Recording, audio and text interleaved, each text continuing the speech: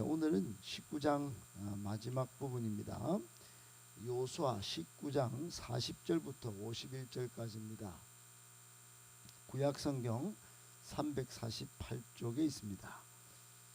요수아 19장 40절부터 51절까지 오늘 우리에게 주시는 말씀으로 받겠습니다. 40절부터 한 절씩 교독하겠습니다. 일곱째로 단 자손의 지파를 위하여 그들의 가족대로 제비를 뽑았으니, 그들의 기업이지 소라와 에스다와 살라핀과 아얄론과 아들라와 엘드게와 기쁘돈과 바알랏과 메알곤과 락곤과 요빠 맞은편 경계까지라. 더욱 확장돼서 다 자수 올라갔어. 에센로스 그곳을 쫓는 칼날로 치고 그것을 찾아 거기 거주하였습니다. 그들의 조상 단의 이름을 따랐어. 에셈은 단이라. 단 자손의 지파가 그의 딸린 가족대로 받은 기업은 이 성읍들과 그들의 마을들이었더라. 그들의 경계를 따랐어. 기업의 땅 나누기를 마치고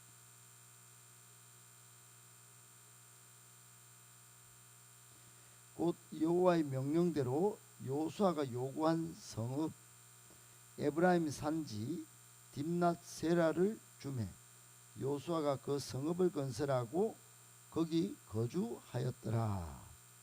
제사장 엘라살 눈의 아들 요수아와 이스라엘 자손의 지파의 족장들이 실로에 있는 회막문 여호와 앞에서 제비 뽑아 나눈 기업이 이러하니라. 이에 땅 나누는 일을 마쳤더라. 아멘. 할렐루야. 하나님께서 오늘도 여러분 복 주시고 믿음으로 승리하도록 성령으로 충만하게 하시게 예수님의 이름으로 축복합니다. 아멘. 오늘 말씀 세 가지로 정리해서 묵상하고 적용하며 기도하겠습니다. 첫 번째, 현실의 어려움과 불리한 환경을 믿음으로 맞서 개척해야 합니다. 현실의 어려움과 불리한 환경을 믿음으로 맞서 개척해야 합니다. 여러분, 우리나라는 전 세계에 참으로 유례없는 유일무이한 후진국에서 개발도상국으로 또 중진국에서 선진국으로 급부상한 유엔에서 인정한 유일무이한 나라입니다. 그 말은 돌이켜보면 선진국이 되어서 망정이지, 그렇지 않았다면 수많은 국난과 여러 어려움 환경 속에 그저 후진국으로 저 아프리카에 있는 몇몇 나라들과 비슷한 처지에 계속 갇혀 있을 뻔했다, 이런 뜻입니다. 그러나 우리나라는 국난 극복에 특별한 마음이 있었고 때를 따라 참으로 하나님께서 은혜를 주셔서 유엔에 정말 전 세계 200여 개 나라 중에 유일무이한 선진국에 도달한 나라가 되었습니다. 국난 극복에는 여러 종교색도 차별이 구별이 없었고 하나로, 또 심지어 여성도 행주치마로 전투에 참여할 정도로 그렇게 일심이었습니다. 그랬더니 기적이 일어난 거죠. 여러분, 12지파 중 오늘 마지막 단 지파가 기업 분배를 받는데, 단 지파도 우리나라의 국난 극복과 비슷한 그런 측면이 있습니다. 단 지파는 동쪽에 베냐민, 남쪽에 유다, 북쪽에 요셉, 서쪽에 지중해와 경계하는 가나안 중앙지대, 그쪽에 땅을 분배받았습니다. 그러니까 굉장한 세력들 그 사이에 낑겨 있었고 급기야는 가나안 중앙지역에 기업을 차지했는데, 문제는 민수기 26장 43절에 보면 인구가 제일 많은 축에 속했습니다. 64,400명, 그러니까 인구수에 비해서 땅이 좁다는 게 문제였습니다. 기업을 분배받긴 했지만 뭐 유다에 비해서, 요셉 조상원의 에브라임에 비해서, 므낫세에 비해서, 베냐민에 비해서 단 지파는 너무너무 땅이 좁았습니다. 뿐만 아니라 가나안 중부지역, 여러분 가나안 중부지역은 아시다시피 여리고성도 아이성도 있었던 그런 지역들인데 아모리 족속 원주민이 딱 버티고 있는 지역입니다. 그래 거기 거주하게 된 거예요. 사사기 1장에 보면 블레셋 원주민도 딱 그쪽에 있습니다. 그러니까 늘 괴롭힘을 받을 수밖에 없는 그런 환경에 단 지파가 들어가게 된 거예요. 결국 이 단 지파가 오늘 본문에 보니까 더욱 확장되어 이런 46절에 47절에 그렇게 돼 있죠. 경계를 확장하려고 북쪽으로 이동을 합니다. 레바논 골짜기 레센 땅을 싸워서 점령하는데, 그래서 거기를 이름을 단이라고 명명합니다. 자기들이 기업 분배를 받은 땅 거기에 정주하지 않고 북쪽으로 옮겨서 레센 땅을 차지해서 단이라고 이름을 지은 거예요. 여러분 이렇게 용맹을 발휘한 지파가 단 지파입니다. 근데 이게 이미 예언이 되어 있어요. 창세기 49장에 야곱도 이 단 지파의 용맹성을 지적한 바가 있고, 신명기 33장에 보면 모세도 단 지파의 용맹성을 예언하기도 했습니다. 여러분 우리가 첫 번째 받는 교훈은 뭘까요? 단 지파는 불리한 환경에 처할 수밖에 없었습니다. 어려운 현실이 있었어요. 그러나 환란에 머물지 않고 정면으로 부딪혀 싸워서 그들의 땅을 확장했다. 이게 여러분 우리에게도 동일하게 적용되는 점입니다. 우리의 신앙, 우리의 모든 인생의 문제, 어렵고 불리한 환경을 가질 수 있습니다. 그러나 그렇다고 푹 처져 있기보다는 믿음으로 맞서 개척해야 합니다. 믿음이 필요합니다. 믿음으로 맞서 개척해야 하는 것이죠. 그럴 때 놀라운 일들을 경험하게 되는 것입니다. 우리 모두 믿음으로 어려운 환경, 불리한 환경을 잘 개척하여 하나님의 나라를 이루어가는 복된 성도 다 되시길 예수님의 이름으로 축복합니다. 아멘. 두 번째, 하나님께 받아 가진 것 귀히 여기고 지켜내야 진정한 복입니다. 하나님께 받아 가진 것 귀히 여기고 지켜내야 복입니다. 여러분 단지파를 생각할 때 함정에 빠질 수 있는데, 물론 조금 전에 살펴본 것 같이 이제 용맹성을 칭찬하고 현실의 어려움을 또 불리한 환경을 개척했다, 확장시켜 나갔다, 이 점은 칭찬받을 점입니다. 그런데 또 한 가지, 두 가지를 단지파를 생각할 때 할 수 있는데 부정적인 측면에서 좀 더 크게 보이는 측면이 있습니다. 그것은 이들이 북으로 피해버린 것이에요. 이걸 지적받는다 이 말입니다. 결국 단지파는 역사에서 사라지게 되는데, 여러분 단지파가 차지한 기업이 어디라고 그랬죠? 중앙지역입니다. 중앙지역을 기업 분배로 받았다. 그것은 하나님께서 물론 제비 뽑았지만 하나님께 받은 땅이에요. 그러면 전쟁을 치루어서라도 차지하는 것이 우선 맞습니다. 그러니까 하나님께서 주신 땅을 귀히 여기고 차지하여 지켜내야 먼저 할 일입니다. 그런데 손쉬운 방법을 택합니다. 도피해버린 것이죠. 쉽고 편리한 레센, 그 땅을 레셈으로 올라가서 레셈을 거기에 차지한 겁니다. 중앙에는 아시다시피 굉장히 아주 위험한 족속, 아모리 족속, 블레셋 족속이 있으니까 그냥 안 싸운 겁니다. 여러분 결과가 뭘까요? 결과가 어떻게 됐을까요? 항상 북쪽에는 이민족이 저쪽에 더 있습니다. 이민족의 침입을 계속 받습니다. 시달리죠. 또 한 가지, 북쪽에 여러분 나중에 사사기 또 사무엘상하 이렇게 계속 가다 보면 단 지파가 그쪽 있는 지역이 우상 숭배가 극심한 지역입니다. 단 지파를 통해서 그들이 역수입을 안 했다면 안 벌어졌을 그런 일들이 막 벌어지고, 즉 우상 숭배의 본거지가 됩니다. 단 지파가 있는 곳이 그랬다 이 말이에요.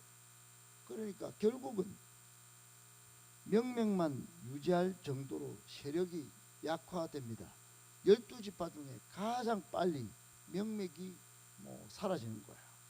사랑하는 여러분, 우리에게 주는 교훈 두 번째는 단 지파가 이렇게 명맥만 유지할 정도로 쇠락하게 된 주된 원인이 뭐냐? 하나님이 주신 기업을 귀히 여기지 않은 것 때문이다 하는 겁니다. 하나님이 주신 것보다 인간적인 생각을 따라서 쉬운 것을 선택하려고 북쪽으로 이주하고 도피한 거예요.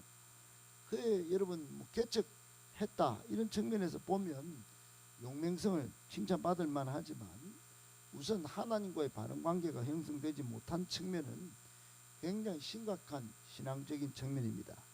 사랑하는 여러분, 우리가 받는 교훈 두 번째는 우리도 하나님 주신 재능이 있습니다. 하나님 주신 시간이 있어요. 젊음도 있습니다. 하나님 주신 좋은 것들이 여러 가지가 있습니다.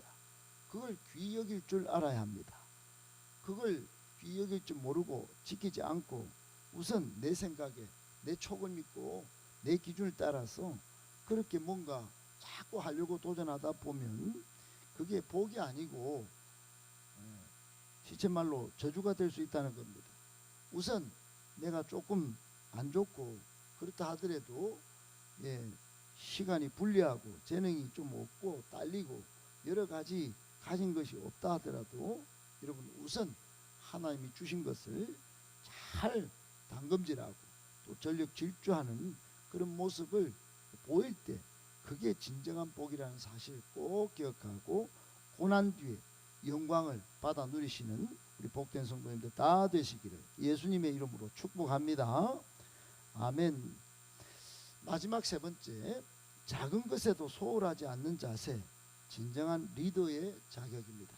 작은 것에도 소홀하지 않는 자세, 진정한 리더의 자격입니다. 여러분 지금 우리가 19장까지 오면서 여러 가지 귀한 말씀의 은혜들이 있죠. 요수아 이 내용도 여러분 하나하나 살펴보면 성읍 이야기인 것 같고 전투 이야기인 것 같지만 굉장히 은혜들이 있었습니다. 저도 개인적으로 또 은혜를 많이 받았습니다. 그런데 오늘 마지막에 이 19장의 기업 분배 끝에 또 은혜가 됩니다. 개인적으로 말이죠. 오늘 49절 50절에 보면 요수아가 땅을 받습니다. 마지막입니다. 진짜 지파를 넘어서서 이제 요수아가 따로 땅을 받는데 그게 이름을 봤더니 딥낫세라입니다. 에브라임 산지에 있는 딥낫세라, 산지 땅입니다. 산지 땅. 여러분 요수아니까 모세 다음이잖아요. 완전 지도자입니다. 곧 110세에 죽을 나이입니다. 얼마든지 내 땅 좀 주소, 내 큰 성읍 좀 주소, 내 좋은 땅, 좋은 성읍 충분히 요구할 수 있지 않습니까? 그러나 요수아는 그렇지 않습니다. 요수아는 정말 그 요구한 성읍이 그 에브라임 산지의 작은 경내 땅, 그 땅 딥낫세라를 거기 요구하고 요수아가 그 성읍을 건설합니다. 거기 건설해서 거주합니다. 여기 건설했다. 여러분 건설했다. 처음부터 다 됐다. 다 된 성읍 아닌 것이었죠. 여러분 이 진정한 리더의 모습 아닐까요? 끝까지 죽을 나이 110세 때까지 그냥 큰 땅, 잘 돼 있는 성읍 다 갖춘 그런 것을 요구하지 않는 작은 경내의 땅을 자기가 직접 만들어서 거기서 살아가는 이 여호수아의 모습 참으로 은혜가 됩니다. 여러분, 우리가 그리해야 됩니다. 우리가 그리해야 합니다. 우리가 호흡이 끊기는 그 순간까지 자녀들을 위하여 또 몸된 교회를 위하여 여러분, 우리는 작은 걸 선택하고 자녀들이 더 좋은 걸 누릴 수 있도록 그렇게 끝까지 그렇게 애를 써야 합니다. 여호수아가 우리에게 주는 교훈은 그는 공동체 전체를 진짜 사랑한 사람이다. 전 지파를 배려하고 헌신했던 사람이다 하는 것입니다. 그것이 우리에게 주는 교훈입니다. 그런데 오늘 마지막 이 51절도 우리에게 주는 참 또 은혜로운 교훈의 내용입니다. 오늘 분배 마지막 내용은 이 51절인데 정말 모든 자손들이 족장들이 실로에 있는 해막 그 여호와 앞에 제비 뽑기를 다 해가지고 나눈 이제 기업들을 다 총망라해서 정리를 했는데 맨 마지막에 이에 땅 나누는 일을 마쳤더라. 그렇게 기록이 되어 있습니다. 여러분, 무슨 의미일까요? 딱 의미는 한 가지만 볼 수 있습니다.